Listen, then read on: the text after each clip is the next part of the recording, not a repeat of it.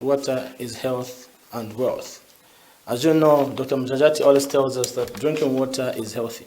And also, you know that water is actually used for many, many products that people are selling out there. So actually it's very important also in business.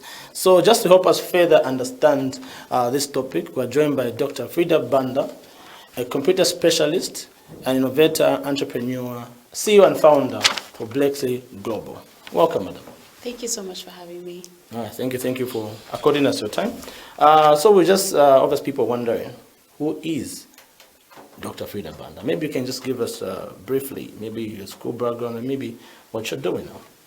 Okay, so I'm formally trained as a software engineer, but I've always been passionate about engineering and problem solving. Okay. And that's what has gotten me to where I am now, where we've made a machine that's making water from air. Okay. Great stuff. Obviously, in our introduction, we talked about Blexley Global. You know, other than us knowing as an individual, obviously, we're also wondering, okay, what is Blexley Global doing? What is it all about? You know, so maybe to help our viewers here, just tell us a little bit about Blexley Global. What does it do? Okay, so Blex Global is a firm that we formed with different directors that have different specialities. Others are engineers, accountants, lawyers, climate change specialists. And so we basically came together and said, it's harder to do stuff on your own, but if we can work together, we can actually go far. So this project is actually a Blex project. So we have a lot of Blex directors who've been working on it. And we also sometimes elicit the help of consultants. So for this project, for example, we have Mr. Dilema, who's been teaching refrigeration at UNZA for over 23 years. So depending on the projects that we have, we build a team to suit the project.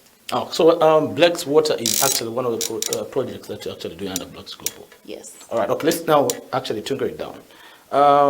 Being that Blex Water is a business that is into supply of water, okay, just help us. How do you distinguish Blex Water in terms of the process or methodology of giving that product as water compared to these other traditional ways of people getting water like tap water, borehole and wells? How do you distinguish your product from this? Okay, so Blex Water is a technology that we've made that basically harvests water from air. Okay. And so we take advantage of the fact that we have humidity all year round, which is the water content in the air, and then we harvest that water. And the water that we harvest is distilled water. Okay. And distilled water is free from viruses, it's free from these trace elements and minerals, and also toxins, so it's the safest water to drink. Okay. And our water is a reliable, we call it reliable renewable water because we're using renewable energy, which is solar energy. Okay. And we're also using a renewable water source, which is the air. Mm-hmm. And we are using those two to combine to come up with the water. Okay. And actually it's very timely. We've seen from the way the government is actually instrumental in using solar energy. Because even the ones that when we drill a bore, put in a tank, people are actually using solar now, you know, just to help, you know, in boosting the water supply. I think it's timely that you actually come to use renewable way of getting water. To my third question, okay, relating to your model of getting water from air, do you think the Zambian climate, you know, is actually enough, you know, the way it is, to actually be able to cater for domestic use of water in terms of domestic use of that water, agriculture, manufacturing? Do you think we have the capacity in terms of the climate to actually be able to bridge the gap to supply water to farmers, to supply water to people that have got swimming pool, to supply water people want to use the water in their homes, to supply, you know, in manufacturing? How do you see it? Do you have that capacity in terms of the climate in Zambia? Okay, so if you look at the weather reports for Zambia, we have our highest month for humidity is February, where you can get, on average, it's about 86%. And then our lowest month is October, September, where the average is about 37%. And so that's the water content. So what we notice is that our climate is actually perfect because we have 365 days of sun. And the months when it's drier, when there's no rain and the humidity is lower, we also have more sun. Okay. And so the amount of energy that we get complements basically how much energy is needed for us to be able to harvest the water from the air. Oh, okay. Good. That's very, very good. You spoke about, what about, there's a part when you spoke about humidity. Okay, I'll pretend I understood, but obviously it's too technical for me. Just explain us in very few words, just how the humidity gets to, how we get to have this certain amount of humidity and how much water we might have eventually from this, you know what I mean? Just maybe you can just give us for the viewers and also for me, maybe in just a short few words. Okay, so humidity is a measure of the water content in the air. So like today, for example, I checked the humidity before our interview and it was 65%. So that means that 65% of the air is actually water. So if we were to harvest the water in here, we would all drown, basically, Okay. unless we can swim. Okay. So we are taking advantage of those. Actually, our system is a smart system which controls how long and to what temperatures it reduces the air based on the humidity, the outdoor temperature, and all of those factors. Oh, perfect. Now, I've seen your process is an organic way of producing water. How is this method benefiting the MSMEs? There's small, medium, micro enterprises that, of course, want to use water to produce their products for sale. A lot of products out there that are using water, juices, even food stuff. They actually use water. So how is it benefiting? How would this benefit them? Than just to get maybe they've got tap water or they've got water processing in other ways of living. So how does that help SMEs? Okay, so if we look at the water we're producing is distilled water, and distilled water is the safest water you can drink. It doesn't have viruses, it doesn't have what you normally find in tap water, which is lead and iron and zinc and all of these other minerals, yes. Okay. And so it's contaminant free. Okay. So it can be used for making food, it can be used for making medicines, for cleaning things in the hospital, for reagents, mixing reagents. So basically it has many uses.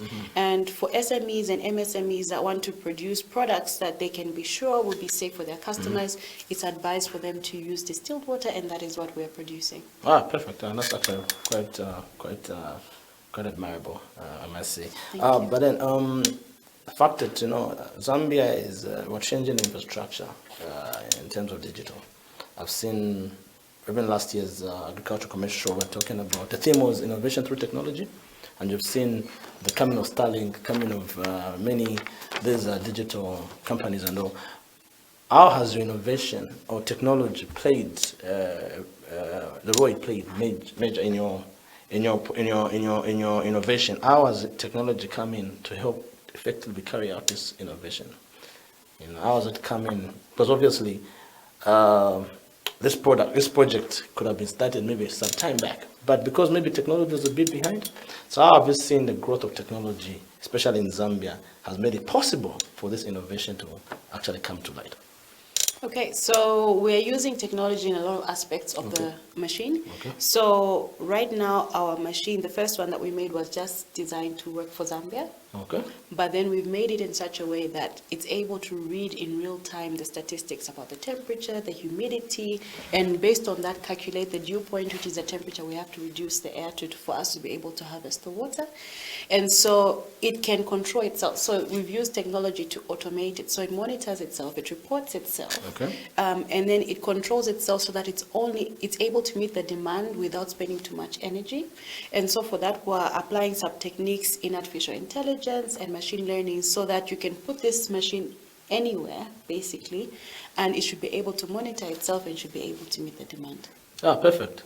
That's Dr. Frida Banda, doing great stuff. Many people have actually created. One time I had the farmer who came through and told me that they're actually using drones that monitor their crops, and actually they can even use an equipment that can actually detect diseases for plants. So you can see that Dr. Frida Banda is actually doing almost the same thing, where she can actually produce water So you can know, as a farmer, you can actually use that technology, because sometimes you find that there's no rains, and the rain season is very bad, but you find that such technologies can actually come through and help bridge that gap. So I just want to, as we end the program, do you have any words of encouragement, for innovators, or innovations and startup businesses, especially those that are managed by the youth? Do you have any words of encouragement? I would say try everything. Okay. So when I remember when I suggested this project to the team in 2021, December, the team was positive. But when I spoke to friends, they thought it was crazy. Water from air, what are you talking about?